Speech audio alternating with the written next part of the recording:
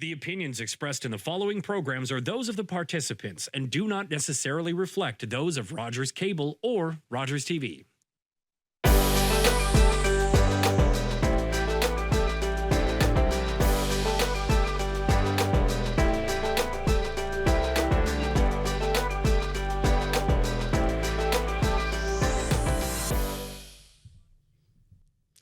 Good evening, everyone. Welcome to tonight's Saskatoon Provincial Forum. My name is Lenore Swiston, host of Civically Speaking, and I'm one of the moderators for this event. But I'm here with our Voice of Saskatoon and Civically Speaking co-host, Anika Misha and Christina Cherneski. So, hey, thanks for both for joining. We begin by acknowledging that we're here on treaty land, referred to as Treaty 6 territory, and that the city of Saskatoon and all the people here are beneficiaries of that treaty. Treaty 6 encompasses the lands of the Cree, Dakota, Nakota, Saulteaux, and the homeland of the Métis Nation. We are dedicated to ensuring that the spirit of reconciliation and Treaty 6 is honored and respected. We are committed to move forward in partnership with Indigenous nations in the spirit of reconciliation and collaboration. Now, we're privileged to have two provincial candidates here at the start of an election to discuss the future of Saskatchewan. This forum is an opportunity for each candidate to share their vision and address pressing issues facing our province. The 2024 Saskatchewan general election is being held later this month, October 28th, 2024, to elect members of the Legislative Assembly of Saskatchewan. For this forum, we have invited representatives from each of the governing party and the official opposition party that are from the previous Saskatchewan legislature. So welcome, Jim Ryder, candidate for Rosetown Delisle and representing the Saskatchewan Party, and Nathaniel Tweed, welcome, candidate for Saskatoon Meewasin, representing the New Democratic Party. Perfect. Thanks, Lenore.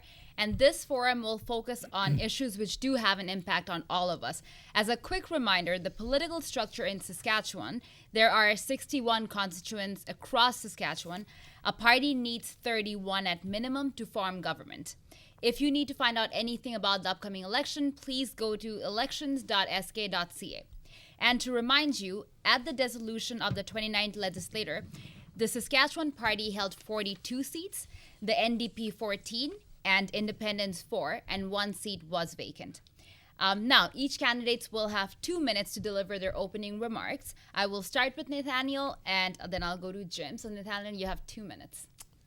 Thank you so much. I'm very excited to be joining you here this evening alongside Minister Ryder as we kick off the 2024 provincial election campaign. Over the last 2 years, I have had the honor of meeting so many Saskatchewan residents. I have knocked thousands of doors leading up to the Meewasin by-election and now leading up to the 2024 provincial election. The one thing I hear from voters in Saskatchewan is that people are ready for change, and we have a chance to make that change happen this fall. A Sask NDP government under Carla Beck would be committed to lowering costs, getting us out of last place on healthcare and education, and supercharging our economy through Higher Saskatchewan. We are ready to make life better for people in Saskatchewan because this election is really going to come down to one question. Are you better off under Scott Moe? We are hearing across the board the answer is no. Our healthcare is in crisis. Our kids' classrooms are underfunded and are bursting at the seams. And families that used to be able to afford a family vacation are struggling to make ends meet. Under Scott Moe, Saskatchewan ranks last on healthcare and education and second last on economic growth and job creation. A Sask NDP government under Carla Beck would get the province out of last place on healthcare and education and lower costs for families. This election, we have a chance to vote for change, a chance to vote for a better, brighter future. It's time to get Saskatchewan out of last place. It's time for change. Thank you so much. Thanks, Nathaniel. Over to you, Jim. Thanks very much. I'd like to thank our organizers and moderators, and thank you, Mr. Teed, for being here. This election is about which party can keep our economy strong and our future bright. Right now in Saskatchewan, there are more people working than ever before, nearly 100,000 more jobs in Saskatchewan than when we were given the privilege of forming government in 2007. There's more people living here than ever before. Saskatchewan is now home to more than 1.25 million people. Our economy is growing and we're projected to be among the leaders in growth again this year. The value of Saskatchewan's exports last year was almost $50 billion. That means that there's more jobs and investment happening in Saskatchewan, more opportunities for Saskatchewan citizens. Now, we're being impacted by inflation just like the rest of the country, but Saskatchewan is the most affordable province in Canada. We're making it even more affordable by providing income tax relief so that you can keep more of your money. A strong economy means we're going to continue building more schools. 69 schools have been built or are under construction as we speak, being built here in Saskatchewan. We're going to continue building more roads. We're going to continue building more hospitals and healthcare facilities like the Jim Pattison Children's Hospital here in Saskatoon. And we're going to keep doing those things all within a responsible plan to balance the budget. Tonight is a chance to compare our plans and to compare our records. We all remember the NDP's record of decline. They had the worst job creation record in all of Canada. They lost people, jobs, and opportunities to other provinces, and they closed hospitals and schools. The NDP will damage our economy. We've seen it before, and it'll happen again. So tonight, ask yourself which party has a plan to keep our economy strong and our future bright. Thank you. Thanks, Jim, and thanks both of you for your responses. Over to you, Christina. Thank you for opening up the program with your remarks and your vision for this upcoming provincial election. So it's time to focus on some of the major provincial issues that have started to emerge or re-emerge here in Saskatchewan, and anyone who follows along with the bouncing ball on social media or in mainstream media as well definitely knows what's going on. We'll be focusing in this forum tonight, we'll be focusing on issues like healthcare, education, cost of living, and the future. And we're going to ask 4 structured questions addressing key themes. And we think that there's going to be a bonus question at the end as well. We'll see what happens. Each candidate will have 2 minutes to respond to these questions, followed by a 2-minute rebuttal. If you have anything you want to add or insert, please use that time after each question. I'll begin with the issue of, and this is a thorny one, of healthcare. What are your plans to strengthen Saskatchewan's healthcare system and ensure that it meets the needs of all of its residents here? Jim Ryder, we'll start with you. Thank you, Christine. So first of all, our budget, the 24-25 budget this past March, invests a record $7.6 billion in healthcare. That's more than double the amount of healthcare funding in Saskatchewan in 2007 when we formed government. A re-elected Saskatchewan Party government will continue to hire more doctors, nurses, and specialists to deliver on our Health Human Resources Action Plan. We've already recruited nearly 750 healthcare professionals internationally. There's nearly 1,280 nursing graduates have been hired from both graduated from Saskatchewan and outside the province, have been hired since 2022. And since 22, we've also hired 150 paramedic positions in rural Saskatchewan. Undergraduate seats at the College of Medicine have been expanded from 60 to 108. And as a result of Saskatchewan Party investments, there are 1,100 more doctors and 6,400 more nurses practicing medicine in Saskatchewan. There's also 300 more continuing care assistants that have been added to both long-term care and home care. And on the surgical front, we've had 95,770 surgeries were performed in the past year. That's a record. Healthcare will continue to be a priority for a Sask Party government. Thanks, Jim. I appreciate that. Nathaniel Teed, when we ask the question again, your plans to strengthen Saskatchewan's healthcare system and ensure it meets the needs of all the residents. No, thank you so much. It's a great question. And, to start it off, I would say that it's time to get Saskatchewan out of last place in healthcare. Every single day I speak with people on the doorsteps, and the number one concern that they're sharing with me is if their family or a loved one or a grandparent will have access to healthcare when and where they need it. Too many families worry about that, and those are conversations that I'm having every day. Rural families don't even know if that their ER is even going to be open. So many folks are driving to their local emergency room to find signs on the door saying that these ERs are closed. drive to the nearest community, sometimes 30 minutes, sometimes an hour away. In some cases, those communities have closures as well. We've seen closures across rural Saskatchewan in our ERs. Scott Moe and the Sask Party have broken our healthcare system, and they can't be trusted to fix it. This is a change election. It's also a trust election in many ways. The solutions they proposed, American-style healthcare experiments, doubled MRI wait times. We now have the longest surgical wait times in the country. Doctors and nurses are leaving to greener pastures, and we have the worst life expectancy in the country under Scott Moe. After 17 years, it's time to get Saskatchewan out of last place. And to make this happen, we plan to make transformative investments in our healthcare system. We'll staff up with more nurses and doctors by creating more full-time positions. We'll train up folks in their local communities through a Grow Your Own strategy focused on hiring and training local people to work in healthcare who want to stay and live in their communities. And I'm so very proud of the promise that we've made on expanding ER access right here in Saskatoon, very close to home for my constituents in Saskatoon, Meewasin. Once we have those doctors and nurses hired, we will open City Hospital ER 24/7 to alleviate ER pressures across the city of Saskatoon. We've got some time here for more discussion on healthcare, which is a huge issue in Saskatchewan. And quite often we're hearing people say that it looks bleak. We hear phrases, Jim Ryder, from the NDP indicating that we're in last place. Saskatchewan is in last place. How do you respond to things like that when this is happening under your rule, really? Sure, good question. The NDP speaking points are saying last place. They're saying last place for everything based on nothing. That's just random political gobbledygook being tossed around. All the provinces in the country are having difficulty with recruiting doctors, nurses. Our Health Human Services Action Plan is the most ambitious one in the country. We've had great successes already. That's not to say there aren't difficulties. There absolutely are, as I said, in every healthcare system in every province across the country. I would say this, the best predictor of future behavior is past behavior. And when you look at compare the records under the NDP, Saskatchewan from 2001 to 2006 lost 450 nurses and 173 doctors.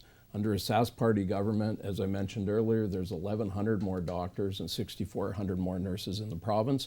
Do we have challenges? Absolutely we do, but we're up to it. We're going to continue to recruit, continue to retain, and healthcare is going to continue to be a priority.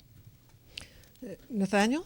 Yeah, I think where we're seeing the numbers of last place are coming from that we are last place when it comes to surgical wait times in the country. We're last place on out-migration of healthcare professionals. Doctors and nurses are leaving to greener pastures where provinces are addressing the concerns that they're bringing forward. Yes, we see healthcare crisis across Saskatchewan, but there are jurisdictions who are responding to the needs, who are building those relationships with those doctors and nurses, and we're seeing the folks here in Saskatchewan leave.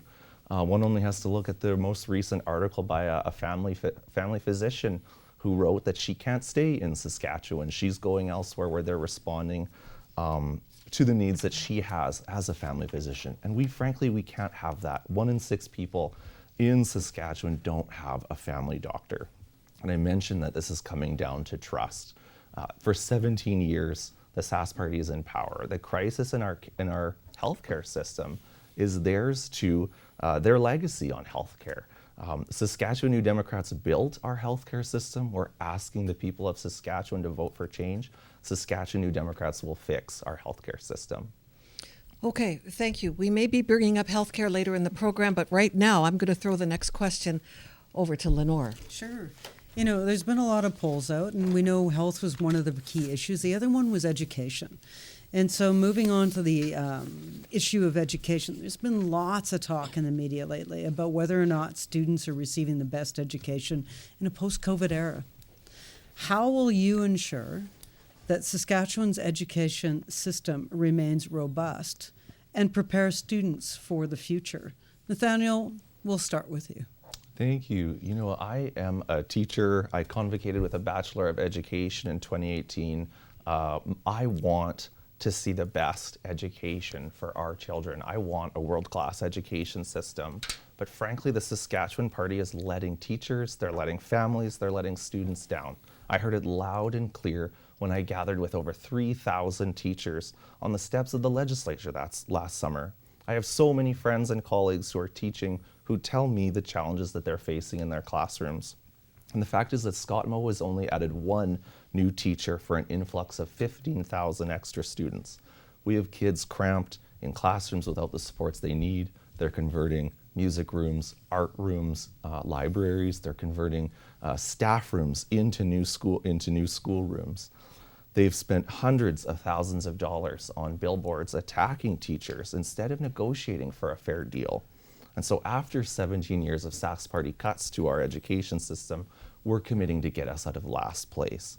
It's time for change. We'll reverse the cuts Scott Moe has made to the classroom and increase funding for our schools through a generational investment in education for our kids and our grandkids. We'll work with teachers to fix overcrowding and ensure that our kids are getting the supports that they deserve. And lastly, we promise to implement a school nutrition program to ensure that no student goes to school hungry in the day, but also to help with families' grocery budgets. As we know that we'll probably be talking about cost of living soon, the cost of living crisis is affecting absolutely everybody.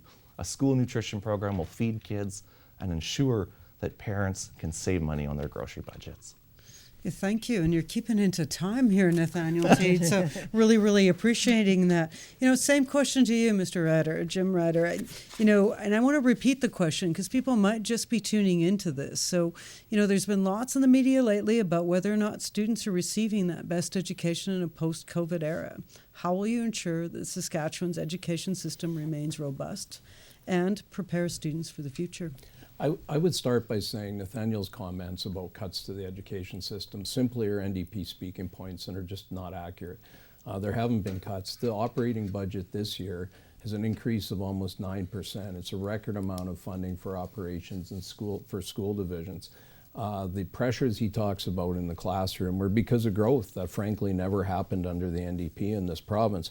And we are answering that by building new schools. There's 69 newer replacement schools and 32 major renovations underway in Saskatchewan. Since 2007, since we were given the privilege of forming government, funding for education has increased by over 57%, while enrollment has increased by 18%. You can see the difference there. And under the NDP, again, you talk about past behavior. Under the NDP, student enrollment actually declined by 16%. They talk about building new schools. Under the NDP, in their term in government, they closed schools. The schools closed an average of one school per month. They closed 176 schools in Saskatchewan. That's the record. Yeah, thank you for that. Let's spend a little bit more time here. Nathaniel, you just heard from Jim Ryder with the Sask Party. What's your thoughts on what you just heard? Well, again, we're coming back to we're last in the country on education. Saskatchewan used to be number one. Around 2016, look at this camera. We were number one in per student funding. As the 23-24 budget, we're number 10. And so that's what I'm having conversations about on the doorstep. I'm hearing from families whose kids are in classrooms, 30 plus kids, without the supports that they need, with various language acquisition needs, various kids with exceptionalities are seeing their EAs cut, being sent home. We're not seeing the supports that our children need in our classrooms right now. And so I'd say, this is again a choice election where we can have some change. And we're saying we're committed to making a generational investment. We've committed to $2 billion over 4 years to getting us out of the last place that we are in the country. That $2 billion would go to operational funding and would be used by school divisions to start adding the positions that they have been forced to cut every year since about 2016 when we've seen our education budget decline. Yeah, thank you for that. Jim, just any further comments from your end and what you're hearing or what you've said earlier in terms of education? Yeah, absolutely. We know there's challenges in the classroom. We know that some of the classrooms, obviously we need more schools. We're building more schools, as I said, 69 either already built or underway. Operational funding for school divisions, $2.2 billion, by far a record, 9% increase over last year, far higher than the rate of inflation. Yeah, thank you for that. I'm going to hand it over to Anika because she's got a really important question, and I know that is on a lot of people's minds. Yeah, so my next question is on affordability. So this question really pertains to our lives here in Saskatchewan. As we notice things like gas price, cost of food, and pricing of services are rising, what specific measures would you and your government take to ensure the lives remain affordable, especially in the face of these rising costs? I'll start with Jim. Sure. Thank you very much for that. It's a great question. As I mentioned earlier in my opening comments, Saskatchewan, while we're certainly not immune to the cost of living pressures that everyone across the country and indeed across North America and around the world are facing right now, we are the most affordable province in the country to live. There's a number of reasons for that. I could go on, but I'm going to hit just a couple of the highlights on that. First of all, it's the carbon tax. Our government has been front and center in the fight against carbon tax because of the effect that that has on inflationary pressures.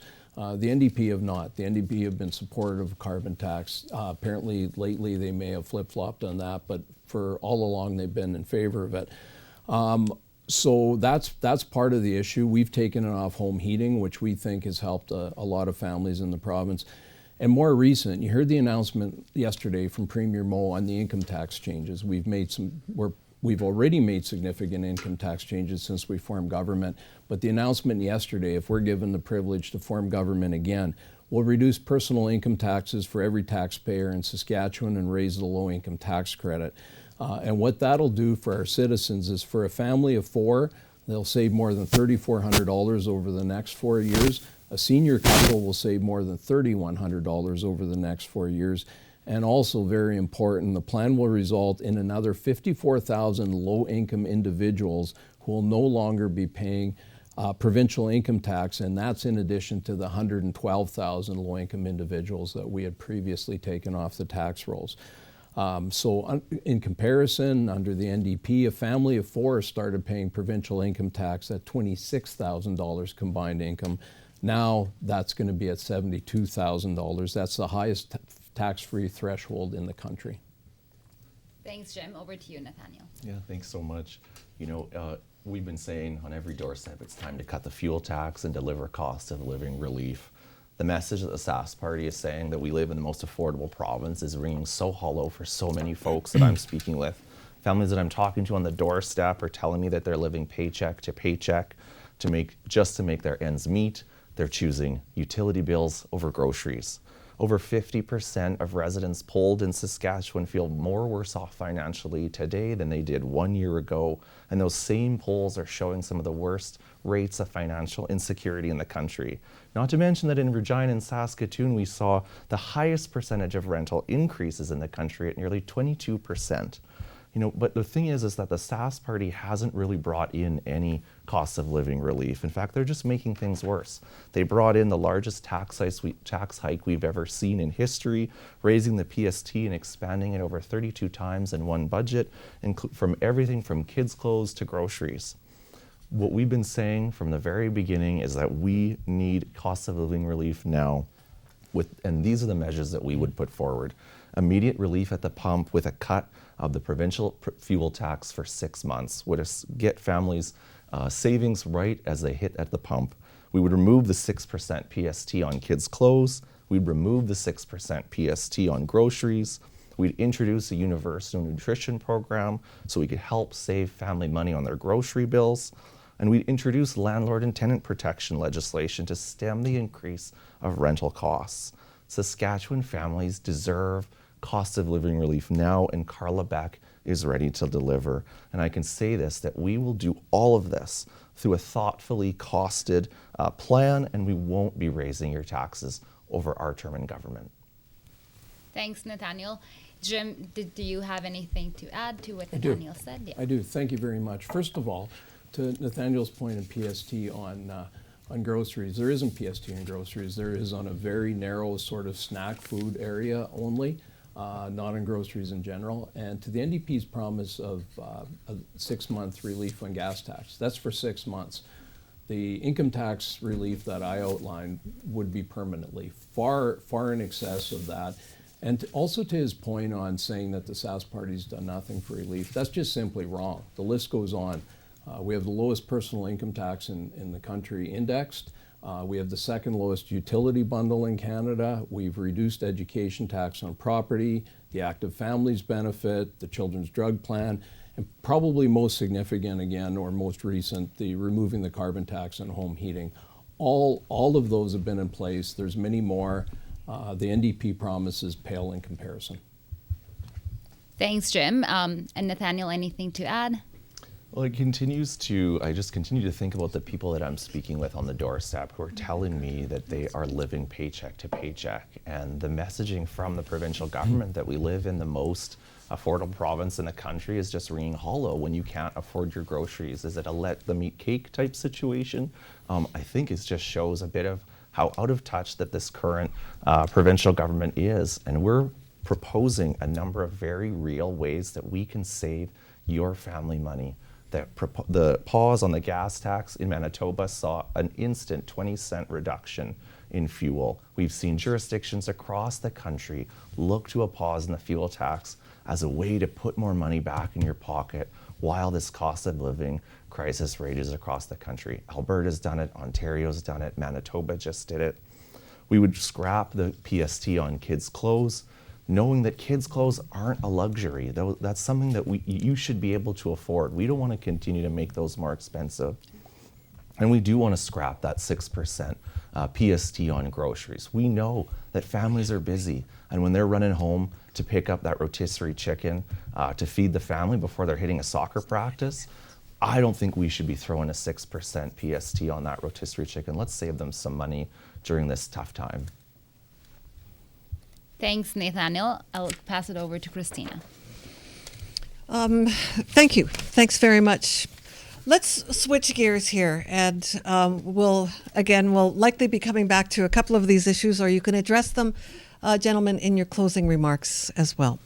So we are seeing a lot of changes in political landscapes across Canada, and we're also seeing changes in how our services are delivered in this country. We see new generations who are graduating from university, even new people moving to Saskatchewan, making this province their home. What is your vision for ensuring long-term economic growth, job creation, and environmental responsibility in Saskatchewan? It is a three-pronged question, so take your time answering, and we'll give you guys also a chance to go back and forth as well. But Nathaniel Teed, we'll begin with you. Thank you so much. As we have been saying throughout this election, leading up to this election campaign and currently, it's time to get Saskatchewan out of last place on the economy. People in Saskatchewan want to see good jobs that support their families and communities, and small businesses are looking for leadership from their provincial government so that there's confidence to run a small business in this province. And they know that the provincial government plays a big role in this. Scott Moe and the Sask Party have failed when it comes to the economy. Over the 6 years that Scott Moe has been Premier, he's overseen the worst economic record in Canada, second worst in full-time job growth, second worst in economic growth. We've lost 40,000 jobs in rural Saskatchewan alone, and we've lost almost 1,000 businesses outside of Regina and Saskatoon, not even mentioning the amount of businesses that we've seen close and lost in our cities. Scott Moe talks a real good game about the economy, but when you look at the results, he's failing to get the job done. It's time to get Saskatchewan out of last place when it comes to the economy. We've got a plan to attract new investment and create good jobs right here in Saskatchewan. We've announced startup loans to help new businesses get on their feet. We're looking to support small businesses by freezing the small business tax rate at 1%, which the Sask Party plans to double. We will also retool Sask Builds to ensure that public projects engage Saskatchewan companies and hire Saskatchewan workers.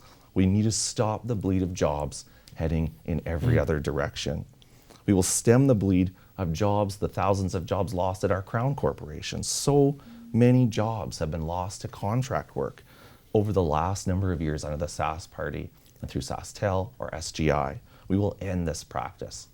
That's how we are going to get us back on track economy-wise. Jim Ryder. Thank you. I would just point out, Nathaniel again has used the last place phrase. That's simply not true. It's simply not the case. in the economy, we've been at or near the top in almost every economic indicator in the country. And I would invite those people who are viewing this to do a bit of research yourself. Just do some searching at economic indicators in the country, and you'll see that that's the case. Saskatchewan's population, since we formed government, has grown by over 230,000 people. There's been nearly 100,000 new jobs created, and our economy grew by more than 27% from 2007 to 2023. In so many areas of the country, I've had colleagues across the country, elected officials, talk about Saskatchewan being the envy of the nation on the economic front. We're an economic leader. Again, I would invite people to just do a bit of research on yourself and take a look at it. You'll see that the NDP speaking points just simply aren't the case. Jim, can you, and Nathaniel, hang on, I'll give you a chance to respond, but can you talk as well about job creation in Saskatchewan and where the Sask Party is with that? Certainly we can. We do the bulk of our products that are produced in Saskatchewan, whether it be agriculture, mining, oil and gas, or for export. I believe it's over 70% of what we produce is exported out of province and around the world. That's the key to our economic prosperity. That's the key to, I mentioned earlier that we have almost $50 billion now in GDP.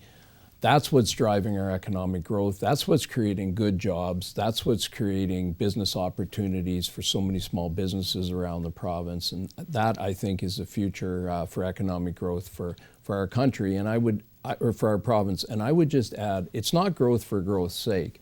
What that's for, those sorts of revenues will create opportunities for the province to provide healthcare, to provide education, to provide social services and highways and all the other services that our people want and need. Nathaniel, any rebuttal to this, to the opening remarks when it comes to what our future is in Saskatchewan? On the economy, we're using the last place. Let's get us out of last place on the economy, because when you look at the 6 years that Scott Moe has been premier and you dive into the StatsCan data, it shows that we are second last on job creation and second last on economic growth. That's GDP growth. Scott Moe has the infamous, is the only premier to have shrunk the economy both before, during, and after the pandemic. Since he became premier, we've seen fewer small businesses, fewer head offices, and 40,000 jobs lost in our communities. And so that's where we're looking to say, we got to turn this around. We know we have so much potential right here in Saskatchewan. Let's keep jobs right in here in Saskatchewan by hiring Saskatchewan companies to do public works projects. Let's not send those projects to out of province corporations and companies. Let's generate the wealth right here with good mortgage paying jobs right here in Saskatchewan.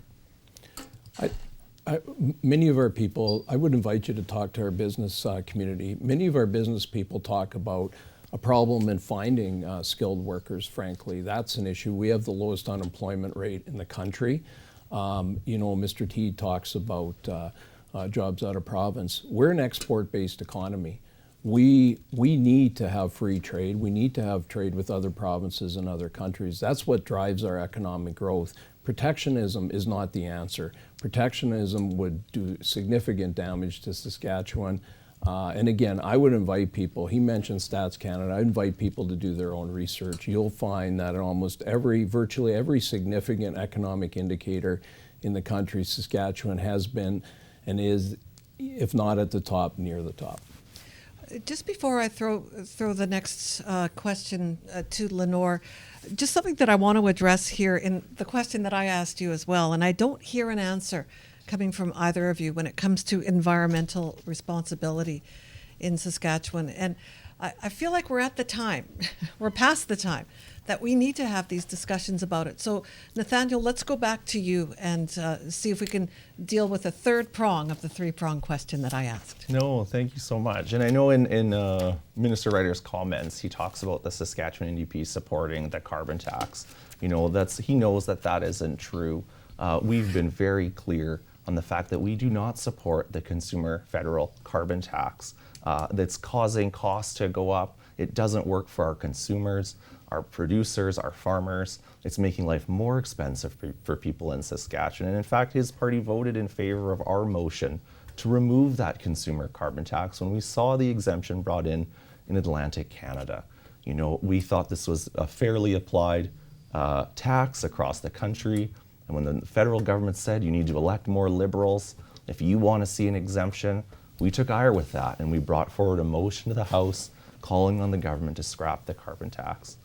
As far as environmental sustainability, we need to be addressing that absolutely. Climate change is a very real threat to our province. We need to be figuring out ways of addressing the climate crisis that work for people here in Saskatchewan. One thing that we've been very clear on is that we would develop a wetlands conservation policy. We're looking at how much wetlands are being drained in the province at alarming rates. These are very important carbon capture sinks that we need to see continued in our province. So that's one thing that my colleagues have been doing. I know that a Sask NDP government would be addressing the climate crisis head on, but we need to be meeting with stakeholders and ensuring that any plan that we bring forward works for Saskatchewan people, works for our producers, works for our farmers, and works for families right here in Saskatchewan. Jim Ryder, I'm going to turn it over to you. Sure, thank you. First of all, on the comments on the carbon tax, it's been well documented. Again, I'd invite people to do some research on that the NDP have supported the carbon tax all along. Recently, they've done some flip-flopping on that. Even today, though, their federal leader is still supporting the Trudeau Liberals on the carbon tax.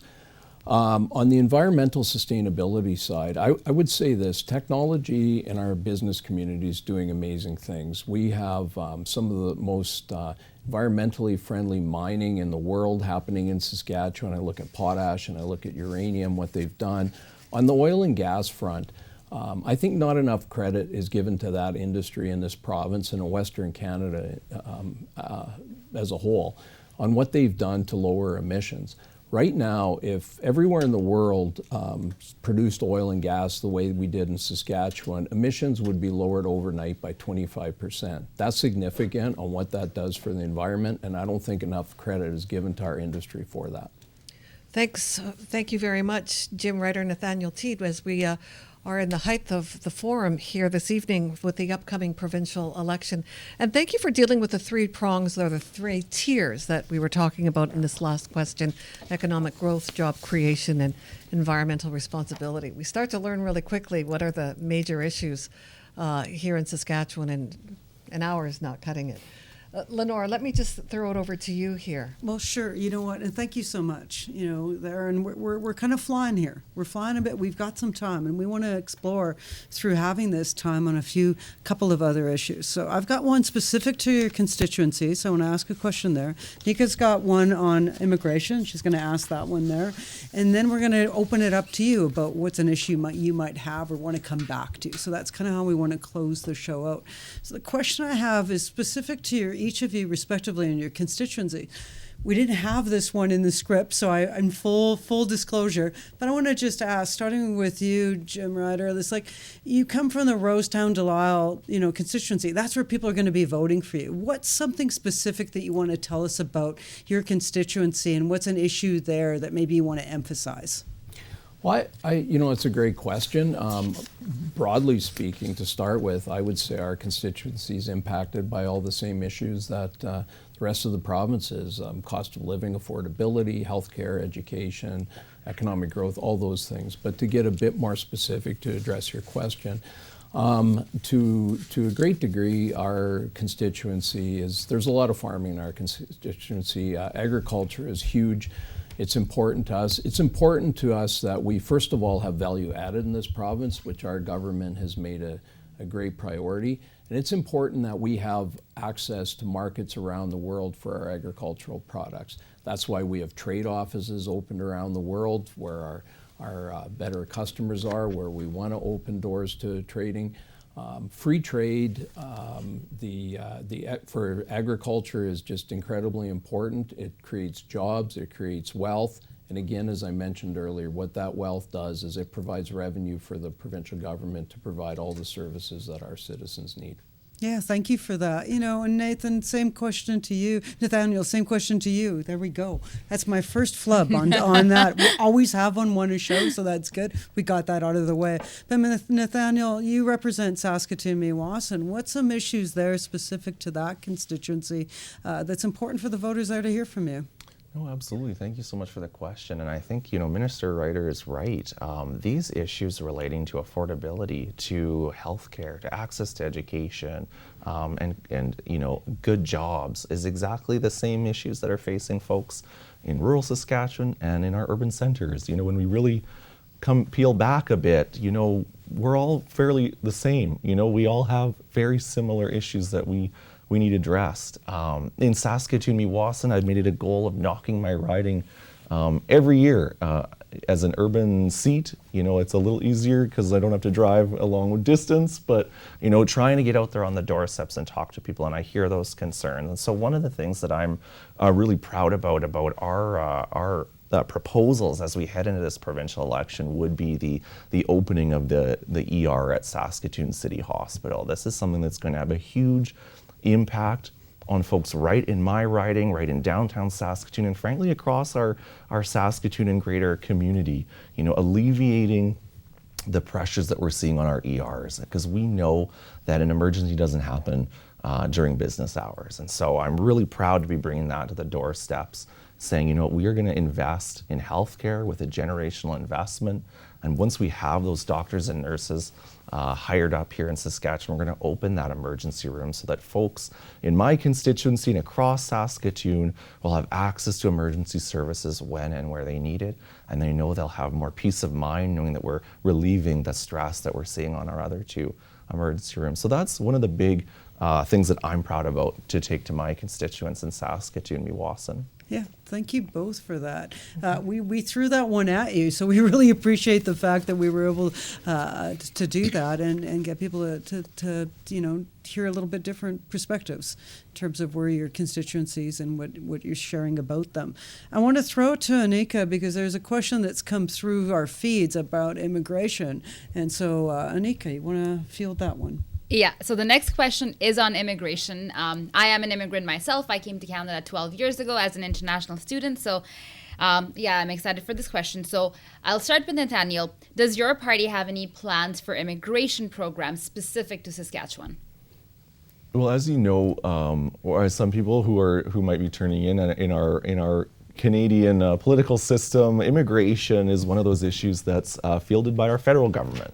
Now, Saskatchewan has a unique entry into that system through the Sask Immigrant Nominee Program. We look at industries in Saskatchewan where we know that are hard hit by searching for folks to work in those industries. And so the provincial government retools that to ensure that those industries are able to access more of a fast-track process to immigration. And we do that through a relationship with the federal government.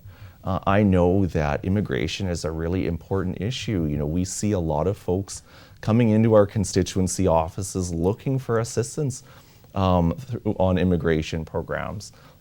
Seeing sometimes, where they're unable to move forward in the process. And a lot of times, I'm having to forward those folks on to my colleagues at the federal level, their local MP.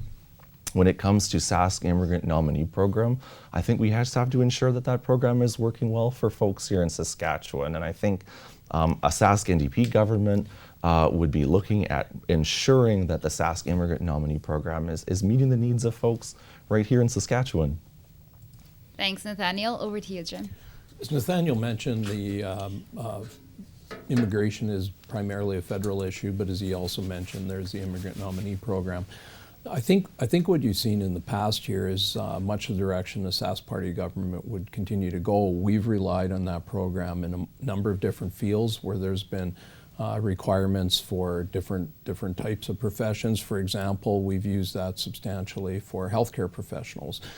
There's areas recently where at times there's requirements in agriculture, for example. So We would want to work. We've had difficulties. It's been no secret. Our provincial government's had difficulties with the federal government. But again, we would hope for at some point down the road a better working relationship with the federal government on the immigration front. Thanks, Jim. I'll pass it over to Chris. Oh, Lenore. Yeah, sure. No, this is great.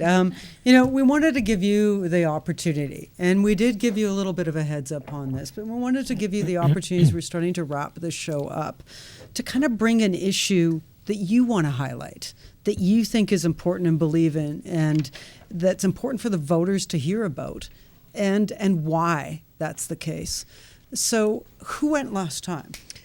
It's Jim Ryder's turn. Yeah. There you go. Hey, there you go. So, Jim Ryder, it's over to you. On any topic. On any topic that you Great. want. You can readdress something or bring something new that you really think it's important for people to hear. So, sure. I'm going to go back to the economy and how important a strong economy is. You've seen what a Saskatchewan party government can do for the economy, what's happened as far as economic growth, population growth over the last 17 years. That's so important, and again, I would just reiterate, it's not growth for the sake of growth itself. The reason for the growth is it provides our citizens for opportunities for good jobs, for business opportunities, it creates wealth, and what that wealth does is it creates revenue for the provincial government to provide services like healthcare, education, highways, all the services that our folks depend on. So really the question today is which party is better suited to keep our economy strong? Yeah, thank you for that. And Nathaniel, we'll come over to you.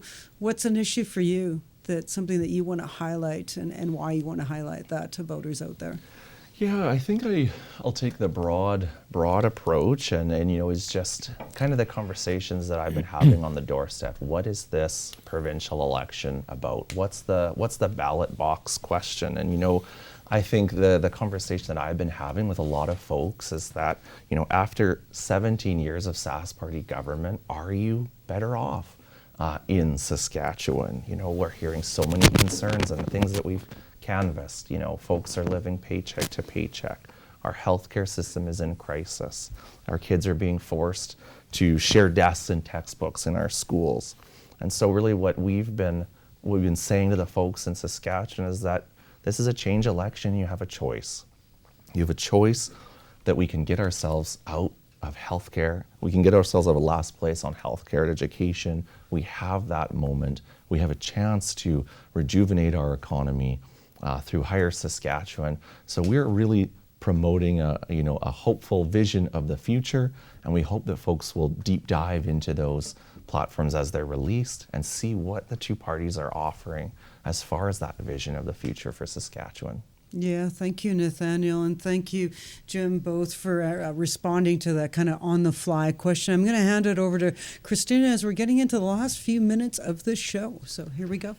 And it's time now for the closing remarks. It's an opportunity for both of you to recap, if you want to, some of the things that we were talking about, but also your vision for the future of Saskatchewan. It's a much discussed conversation about where we're headed provincially, and particularly with an election coming up. So as I mentioned before, feel free to outline what we can expect from you and your parties, not only during the campaign, but in the future as well.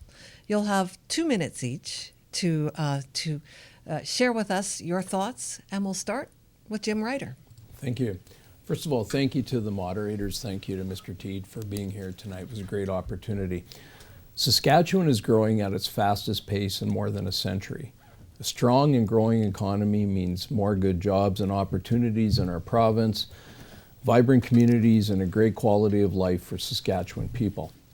We have a plan for a strong economy that will ensure Saskatchewan continues to grow. We have a plan for a growing province that will keep investing in healthcare and education and other important programs and services to ensure everyone in our province enjoys a great quality of life. We have a plan for building Saskatchewan that will focus on building hospitals, schools, highways, and other important capital projects that a growing province needs. We have a plan for keeping life affordable that will reduce taxes, put more money back into your pocket, and ensure that Saskatchewan continues to be the most affordable place in Canada to live. We will also keep fighting the Trudeau Liberal NDP carbon tax so it's eliminated completely. We have a plan for responsible financial management that will see the budget return to balance and ensure our election commitments are responsible. So the question in this election is, who will keep our economy strong and our future bright? The Saskatchewan Party plan will. I respectfully ask for your support this election. Thank you. Jim Ryder, thank you very much. Nathaniel Teed. And I'll echo the thanks. Thank you, Minister Ryder, for joining us and the moderators for putting this on. I'm so proud to stand with Carla Beck as we lay out our vision for the future of Saskatchewan. Friends, it's time for change. We are hearing the desire for change everywhere we go, and we have a clear choice ahead of us. The choice on October 28th will be between the Saskatchewan Party, a party that after 17 years in government has taken Saskatchewan from leader to laggard. Under the Sask Party, we are last in the country on so many areas. Over the last 17 years, the Sask Party has tripled the provincial debt, and Scott Moe has shrunk the economy before, during, and after the pandemic. Through cut after cut, the Sask Party under Scott Moe has pushed our healthcare system and our education systems into last place. I'm over being last in the country. And so people have a choice to vote for change and vote in a Saskatchewan NDP government led by Carla Beck. We will deliver a government that is open, honest, and collaborative. We will deliver a government focused on lowering your costs, fixing healthcare and education, and creating good paying jobs. We will deliver a government that will get us out of last place in healthcare and education and will turn around our laggard economy. We have a costed, thoughtful plan to invest in healthcare and education and address cost of living challenges. We have a thoughtful plan to supercharge our economy by hiring Saskatchewan, and we won't raise your taxes to do it.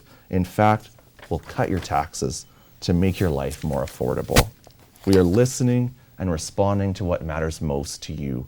Friends, this election will be about getting Saskatchewan out of last place in healthcare and education. I hope that on October 28th, you will vote for change and vote for Carla Beck and the Saskatchewan NDP. Thank you so much. Thank you to both of you. It's time to wrap up the show. So I would like to thank my colleagues Lenore Swiston and Christina Cherneski for co-hosting tonight's forum with me, and our candidates from NDP, Nathaniel Teed from Saskatoon and Mewasan, and Jim Ryder from Sask Party of Rosetown and Elrose. I would also like to thank our host partner, Rogers TV, especially Eric and Dean. I also want to thank you guys that's listening and tuning in. Thank you so much for the views, and you can feel free to share. We will have this posted on our Facebook page, The Voice of Saskatoon and Civically Speaking. So reshare this with your friends and family so they know what we are voting for. This evening has provided us with some valuable insights on how each one of you plan to lead Saskatoon into the future. So thank you so much. And we encourage all of our audience members to stay engaged. This show will be available as a recording through Voice of Saskatoon and Civically Speaking, as Anika mentioned, through the Facebook pages and on YouTube. And remember, Saskatchewan residents, mark your calendars, will vote for their next provincial government on October 28th. We encourage you to follow all local media to learn more about the candidates, the election process, and how you cast your vote. And again, if you have any questions about this provincial electoral process, about how you can vote, where you can vote, go to elections.sk.ca. Your vote is your voice, and it's vital to the democratic process. Don't miss out on this. Don't lose your voice. Please take time to engage with the candidates further, ask questions, and most importantly, cast your vote on Election Day, October 28th. And thank you to everyone, to our guests, to my colleagues. Thank you for joining us tonight, and we'll see you again soon. Thank you.